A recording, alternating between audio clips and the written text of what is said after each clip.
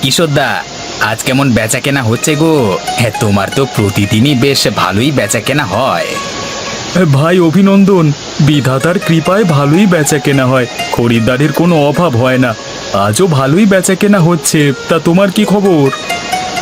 এই তো নতুন ব্যবসা হচ্ছে মোটামুটি ভালোই। ভাই শোনো, এখন হয়তো তোমার সেরকম ভাবে বিক্রি হবে না, নতুন ব্যবসা তো, কিন্তু আমি এই ব্যবসায় অনেক দিন ধরে আছি, জানি কখন কি করতে হয়। কিছু প্রয়োজন হলে আমায় নির্দ্বিধায় বলবে ভাই, কেমন? জি কিশোরদা, নিশ্চয়ই বলবো। ভাই অভিনন্দন, নতুন ব্যবসায় বেশি লাভের কথা ভেবো না। এখন তুমি অল্প লাভে বিক্রি করো, মানুষের বিশ্বাস অর্জন হবে যখন, তখন দেখবে বিধাতা ঠিক তোমার হাতে বড় কিছু দেবে। হ্যাঁ দাদা, আপনি যেমন বললেন তেমনটাই করব। আমিও চাই একজন বড় ব্যবসায়ী হতে। তা ভাই, নতুন বিয়ে করলে একদিনেই দাদাটিকে মাছ ভাতের ভোজে নিমন্ত্রণ করবে না? হ্যাঁ, নিশ্চয়ই করব। আমার বউ খুব ভালো রান্না করতে পারে। কালকে রাতেই চলে আসবেন আমাদের বাড়ি, খেয়ে যাবেন কেমন? যাবো যাবো, এই বৃষ্টির রাতে গরম গরম ভাত এবং তার সাথে মাছ ভাজা, ও জমে যাবে, ভেবেই জিভে জল চলে আসছে গো। যা বলেছেন দাদা, 2 সপ্তাহ ধরে একভাবে বৃষ্টি হয়ে চলেছে, আর থামবার কোনো নামগন্ধই দেখছি না। বন্যা না হয়ে গেলে হয়। বন্যার কথা বলো না ভাই, আমাদের গ্রামের কাছেই নদী, বাঁধ ভেঙে গেলে সবকিছু ভেসে যাবে, তখন খাবো কি? আমাদের গ্রাম যদি ভেসে যায় তাহলে হাটও বন্ধ হয়ে যাবে, অন্য গ্রামের মানুষেরাই খাবে কি? হ্যাঁ দাদা, আপনি ঠিকই বলেছেন, কিন্তু আমার কথাটা তো বাস্তব, তাই না? এতদিন ধরে টানা বৃষ্টি হচ্ছে, নদীরও জল বৃদ্ধি পাচ্ছে, বাঁধ তো হয়ে যেতেই পারে। তার জন্য আমাদের আগাম সতর্কতা অবলম্বন করতে হবে, যাতে বন্যা হলেও ক্ষয়ক্ষতি তেমন না হয়।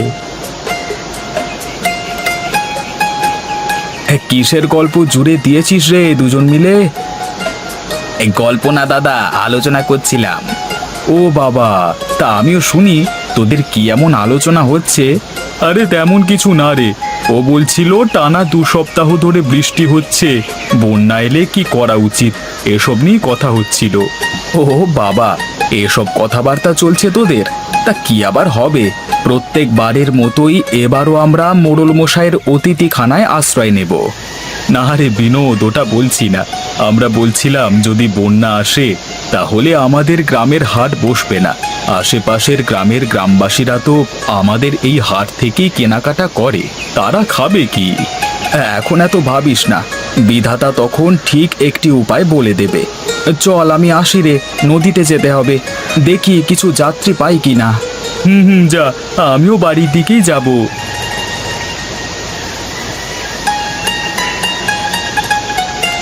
কি গো গিন্নি, খাবার বেড়ে বসে আছো কেন? যদি আমার আসতে দেরি হতো তখন কি করতে? কি আবার করতাম, আমি নিজে খেয়ে নিতাম। গিন্নি, মজা করছো আমার সাথে? কতদিন পর এইভাবে একটু মজা করলে তুমি আমার সাথে। থাক থাক, আর বলতে হবে না, তাড়াতাড়ি খেতে বসো তো, অনেক বেলা হলো তো। হ্যাঁ হ্যাঁ, বসছি বসছি, তুমিও আমার সাথে বসে পড়ো, আর কত বেলা করবে? তা বললে হয় গো, স্বামীর খাওয়া হলে তবেই স্ত্রীরা খায়, এটাই নিয়ম। তুমি চটপট খেয়ে নাও, তারপর আমি খেয়ে নেব। জানি না বাবা, তোমাদের এসব নিয়ম কানুন। ওসব ছাড়ো, আজকে কেমন বিক্রি হলো গো? মিথ্যে বলবো না, ঠাকুরের কৃপায় এখনো পর্যন্ত ভালোই বিক্রি হচ্ছে। এই ভারী বর্ষাতেও মানুষজন কেনাকাটা করতে আসছে। তা আসবে না কেন বলো তো? এই বর্ষায় গরম গরম মাংস আর সাদা চালের ভাত খেতে যে ভারী সুন্দর লাগে। ঠিক বলেছো তুমি, কিন্তু একটা চিন্তা মাথায় রয়েই যাচ্ছে। চিন্তা? এর মাঝে আবার চিন্তা কিসের? অনেক চিন্তা আছে গো, টানা 2 সপ্তাহ ধরে বৃষ্টি হচ্ছে, সেটার খেয়াল আছে। এবার যে বন্যা নামবে, বন্যা হয়ে গেলে আশেপাশের গ্রামের মানুষজন খাবে কি? হ্যাঁ, এই কথাটা তো ভেবে দেখিনি। আমাদের গ্রামটা ছোট হলেও আমাদের গ্রামের হাটের ওপর নির্ভরশীল আশেপাশের গ্রাম, সব যদি ভেসে যায়, তাহলে মানুষ খাবে কি? ওটাই তো চিন্তার বিষয় গো গিন্নি, আশ্রয় তো নিয়ে নেব মোড়ল মশাইয়ের অতিথিশালায়, কিন্তু আশেপাশের মানুষজনের কথাও তো ভাবতে হবে। তোমার মাথায় কত চিন্তা ভাবনা। তোমার মতো স্বামী পেয়ে আমি ধন্য, যে শুধু নিজের কথা নয় আরো 4টে মানুষের কথা চিন্তা করে। আরে ওসব কথা ছাড়ো। আচ্ছা শোনো, তোমাকে একটা কথা বলাই হলো না। কি কথা গো? আমাদের বাজারে আমার পাশে মাছ নিয়ে বসে অভিনন্দন, নতুন ব্যবসা শুরু করেছে। তারও সাথে এই কদিন হলো বিয়ে করেছে, তাই রাতের বেলাতে বাড়িতে ভোজ দেবে বলেছে আমাদের।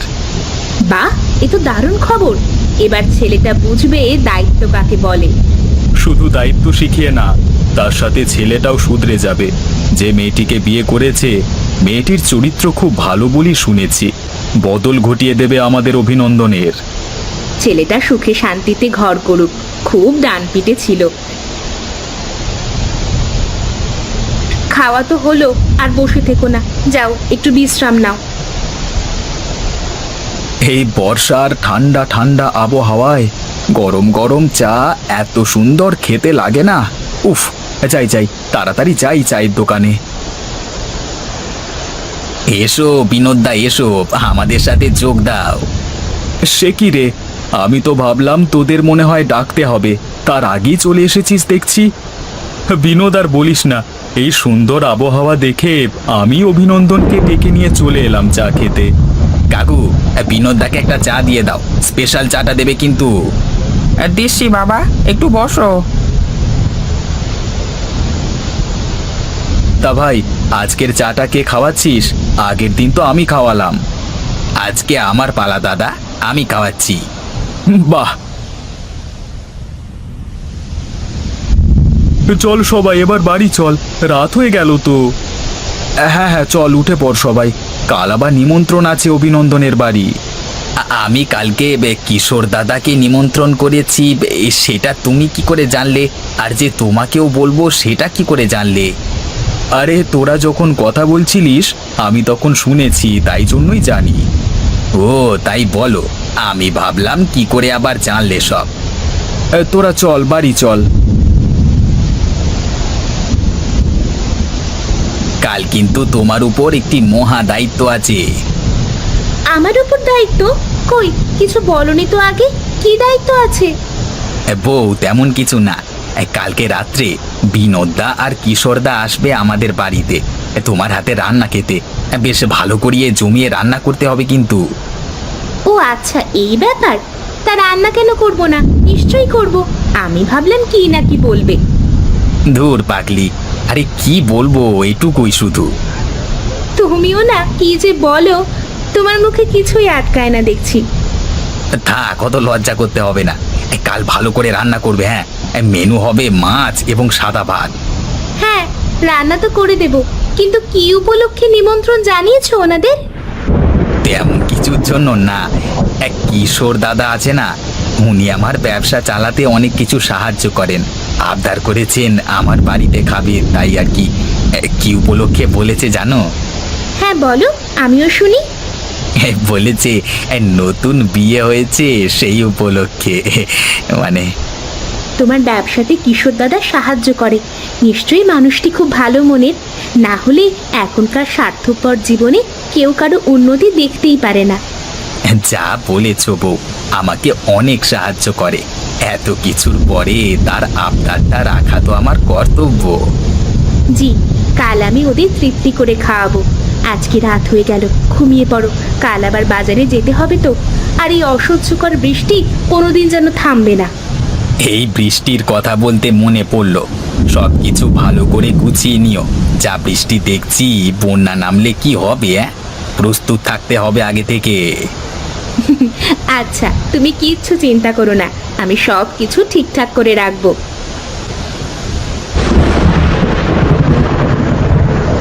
কি ব্যাপার, আজকে কিশোর দাদা এখনো দোকানে এলো না? অন্যদিন তো আমার থেকে আগে এসে দোকান খুলে ফেলে। এই বৃষ্টি হচ্ছে বলে আজকে দোকান খুলবে না নাকি?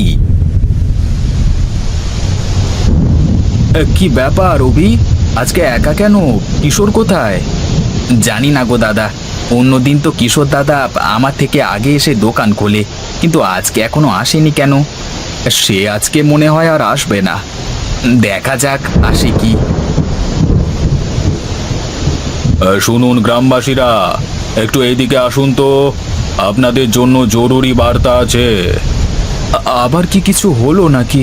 গ্রামের মোড়ল মশাই নিজে এসে প্রচার করছেন। চলো বিনোদদা, গিয়ে দেখে আসি কি বলছেন মোড়ল মশাই। এমনি এমনি তো আর উনি আসেননি। হ্যাঁ হ্যাঁ, চলো গিয়ে দেখে আসি। মোড়ল মশাই বলুন, কি বার্তা আছে? নিশ্চয়ই গুরুত্বপূর্ণ বার্তা জানাবেন, তাই নিজে এসেছেন বলতে। হ্যাঁ বিনোদ, তুমি আন্দাজ ঠিকই করেছো। সকলে মন দিয়ে শুনুন। জি বাবু, বলুন। শুনুন গ্রামবাসীরা, শহর থেকে আমার কাছে খবর এসেছে টানা 2 সপ্তাহ ধরে বৃষ্টি হচ্ছে। নদীর অবস্থা খুব ভয়ঙ্কর, কিছুদিনের মধ্যেই বন্যা হয়ে যেতে পারে। তাই আগাম সতর্ক হয়ে যান গ্রামবাসীরা। বন্যা হয়ে গেলে আপনারা আমার অতিথিশালায় আশ্রয় নেবেন। খাওয়া দাওয়ার ব্যবস্থা আমি করে দেব। বাবু, আমাদের ব্যবস্থা তো আপনি করে দেবেন, কিন্তু আমাদের হাট না বসলে আশেপাশের গ্রামের মানুষ তো কিছু খেতে পারবে না। আমাদের বাজারের ওপরই তো তারা নির্ভরশীল। হ্যাঁ মোড়ল মশাই, ও ঠিকই বলেছে। আমাদের তো সবার কথাই ভাবতে হবে, তাই না? আচ্ছা আচ্ছা, আমি ভেবে দেখব এখন কি করা যায়। কিন্তু আমার অতিথিশালায় অত জায়গা নেই যে আশেপাশের গ্রামের মানুষেরও ব্যবস্থা করব। বাবু, আমি একটা কথা বলছি, খারাপ ভাববেন না। আপনি এখন উত্তেজিত হয়ে পড়বেন না। শান্ত মাথায় বাড়িতে গিয়ে বিশ্রাম নিন। আমরা বিকেলের দিকে গিয়ে দেখা করব আপনার সাথে। হ্যাঁ মোড়ল মশাই, ও ঠিকই বলেছে। আপনি শান্ত হন, একটা উপায় ঠিক বেরিয়ে যাবে। আচ্ছা, আমি তাহলে এখন বাড়ি যাই। হ্যাঁ, তোমরা বিকেলে অবশ্যই আমার সাথে দেখা করো।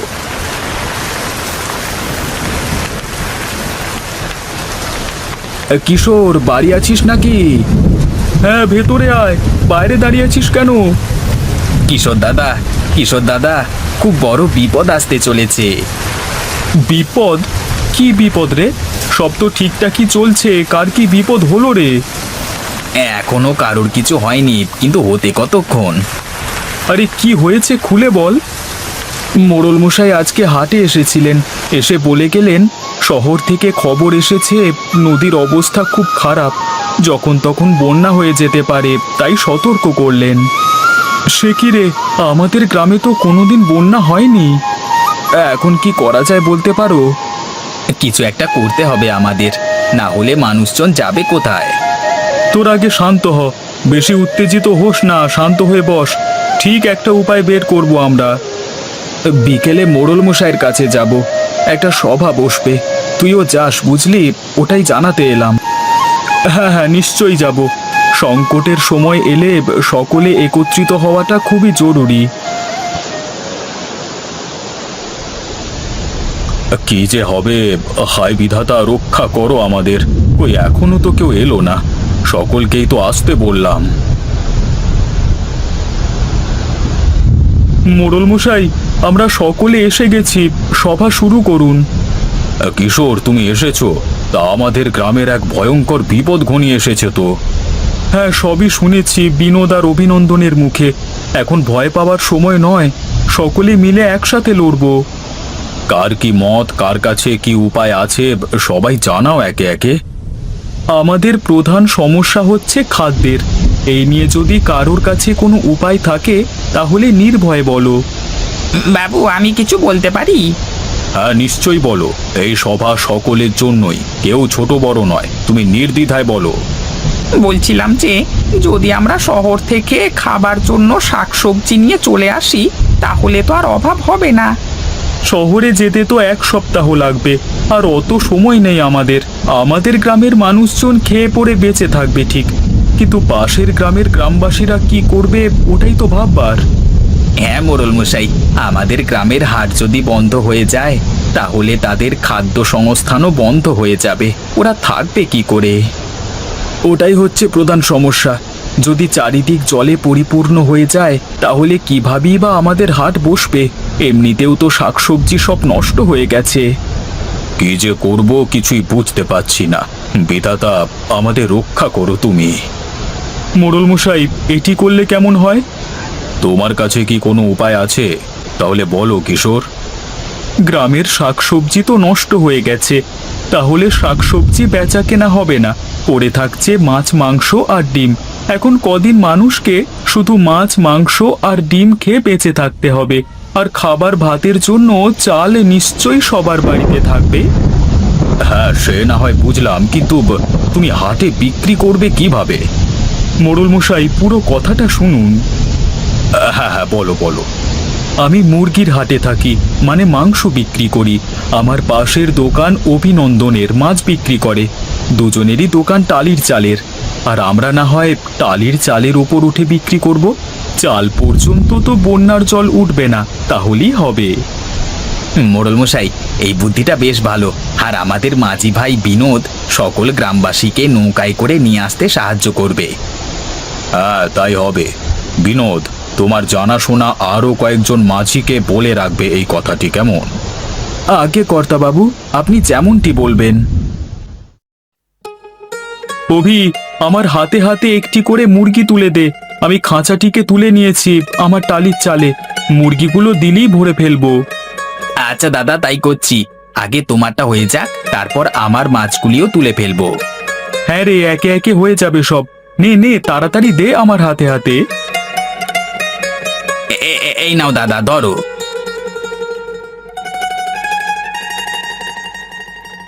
বাহ, বেশ ভালোই প্রস্তুতি চলছে দেখছি। চালিয়ে যাও চালিয়ে যাও, কখন কি হয়ে যাবে বলা খুব মুশকিল। হ্যাঁ, ওই জন্যই তো এত তাড়াতাড়ি তোড়জোড় করছি। আপনি এত ভোরে কি করছেন? না না, তেমন কিছু না, এই দেখতে এসেছিলাম কেমন প্রস্তুতি চলছে। সকলকে তো বিপদের হাত থেকে রক্ষা করতে হবে, তাই জন্য। ভালোই করেছেন বাবু, আপনি দেখুন আমরা কাজ করি। মোড়ল মশাই, দোকানের ভেতরে গিয়ে বসুন, বসবার জায়গা আছে। শুধু শুধু দাঁড়িয়ে থাকবেন কেন? না না, সকলের বিপদে আমি বসে থাকি কি করে? তোমরা কাজ করো, আমি দেখছি কোনো সাহায্য করতে পারি কিনা।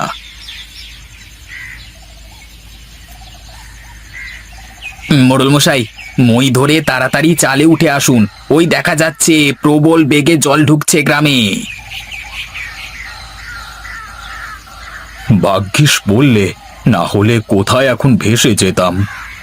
এমন কথা মুখে আনবেন না, আপনার কৃপাতেই তো আমরা এত ভালো আছি। আমার কৃপা নয়, সবই বিধাতার ইচ্ছা। বিধাতার ইচ্ছে ছাড়া কোনো কিছুই সম্ভব নয়। বুদ্ধিটা বেশ কাজে দিয়েছে। দোকান ঘরগুলি ডুবে গেলেও চালটি ভেসে আছে। এবার বিনোদদা লোকজন নিয়ে এলেই বেচা কেনা শুরু হয়ে যাবে, কারোর কোনো সমস্যা হবে না। সবার উপকার হলেই তো ভালো, তাই না?